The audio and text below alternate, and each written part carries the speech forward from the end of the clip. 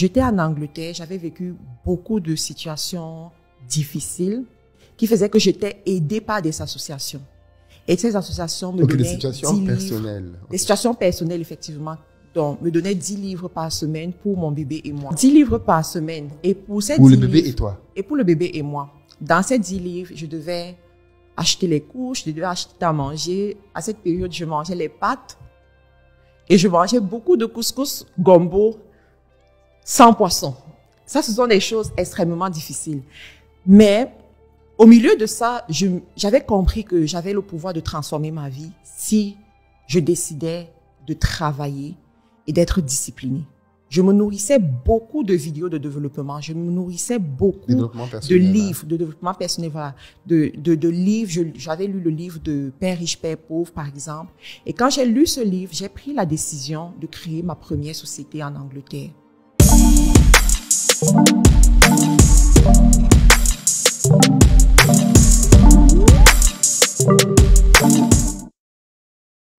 Quand je crée ma première société, je ne sais même pas où la domiciliser. Tu as quel âge à ce moment-là? À ce moment, j'ai 24 ans. Waouh. Oui, à ce moment, j'ai 24 ans. Donc, je demande à des amis anglais s'ils peuvent m'aider. Et il y a une personne qui accepte et la personne... domicilie. Tu ne savais pas où domicilier l'entreprise. Voilà. Okay. L'adresse. Donc, ouais. La personne m'accorde une adresse pour pouvoir... Mais tu logeais je logeais dans des logements sociaux. Voilà, parce que j'étais un cas social, en fait. Cassos. C'est ce qu'on appelle ça en France, cassos.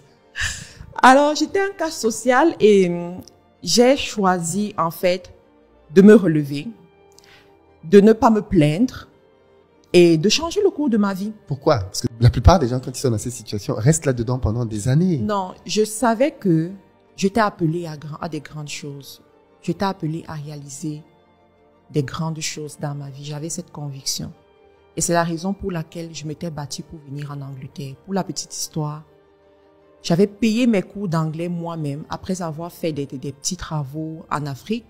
J'ai payé mes cours d'anglais. J'ai supplié ma mère de prendre un prêt bancaire pour financer mes études en Angleterre. Et lorsque je suis arrivée en Angleterre, j'avais pour objectif de faire une formation en oil and gas. Pétrole, voilà. Gaz, ouais. Malheureusement, ça s'est pas bien passé. Et je me suis retrouvée dans trop de problèmes. Mais malgré cette situation... Mais pour la partie conseil aux jeunes qui veulent voyager, sans toi libre, mais tu penses que qu'est-ce qui a fait que entre la marque Karine qui arrivait pleine d'idées, pleine de projets, ce qui est le cas de tous les jeunes quand on voyage, qu'est-ce qui a fait que d'après toi, arrivé en Angleterre, tu as dérapé? Enfin, d'après toi, c'est quoi? C'est les compagnies, c'est les amitiés? Qu'est-ce qui a fait qu'au final, je pense que c'était le manque de connaissances. Ok. Je considérais l'étranger comme l'Eldorado. Je ne savais pas qu'il y avait le manque, la pauvreté, la difficulté. Et quand j'arrive, je me rends compte que c'est très dur. Je me rends compte que ce qu'on nous a vendu à travers les médias, c'est pas la réalité. Je me rends compte que même l'anglais de souche peut être pauvre. Et ça crée un choc en moi. Donc, mais après, voilà, le conseil que je peux donner aux jeunes, c'est premièrement, d'avoir la bonne information lorsqu'ils décident d'immigrer. Et une fois qu'ils sont sur place, de chercher à comprendre comment le pays fonctionne. Parce que généralement, lorsqu'on arrive, on se concentre sur les informations du quartier, alors qu'il y a une structure, il y a des informations qu'il faut savoir pour prendre des bonnes décisions. Voilà. Donc, je reviens sur mon histoire. Je découvre dans le dropshipping. À l'époque, oui. Sur Internet, les Américains en parlent. Ils t'expliquent comment est-ce que tu peux acheter la marchandise en Chine. Du moins, contacter un fournisseur en Chine et trouver un client.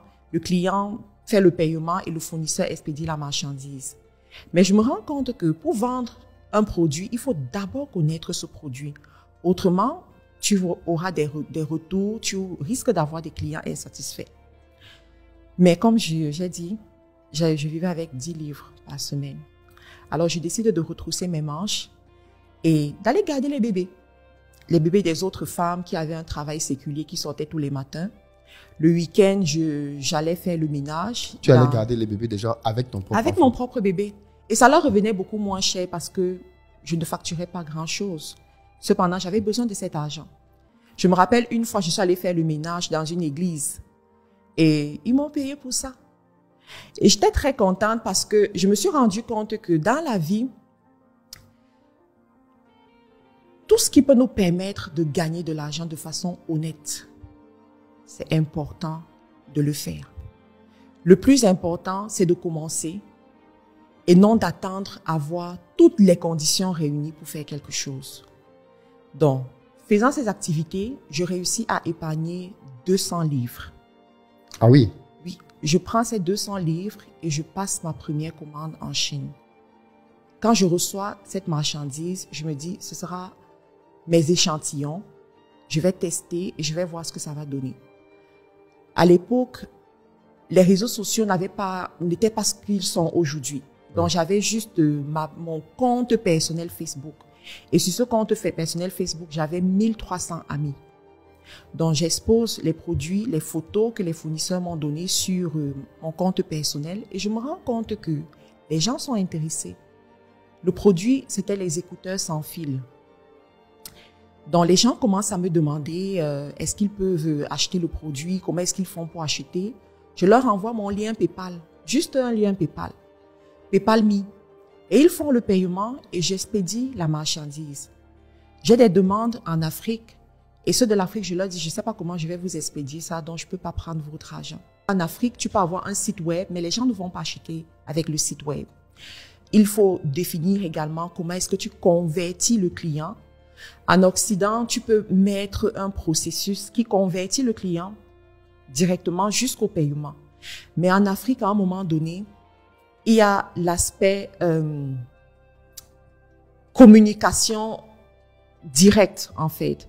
Par exemple, il faut qu'il y ait un humain. Ouais. Voilà, il faut écrire sur WhatsApp, il faut appeler, il faut discuter avec la personne, rassurer la personne. Il faut même que la personne vienne dans tes locaux, qu'il se rende compte qu'il y a une adresse. Si jamais il y a un problème, la personne va se plaindre quelque part. Alors, tout ce que tu dis là, tu es toujours en Angleterre, tu es déjà allé au Canada, ça se fait en cours de chemin. Alors, entre-temps, j'ai dû déménager pour le Canada. Lorsque je me suis mariée, j'ai dû déménager pour le Canada. Ah, donc entre-temps, tu rencontres ton mari alors? En Non, Angleterre, au Canada? Je connaissais mon mari déjà. Je connaissais en fait, mon mari, on a grandi dans le même quartier. Et lorsqu'il m'avait vu, il m'a dit, toi, je vais t'épouser. Il t'a dit ça quand? Lorsqu'on n'avait même pas 20 ans. Ah oui? Au Oui. pays? T'as dit ça au pays? Oui, au pays. Il a dit, toi, je vais t'épouser. On a fait le tour du monde et on s'est finalement mariés. Excellent. Donc, on se retrouve au Canada.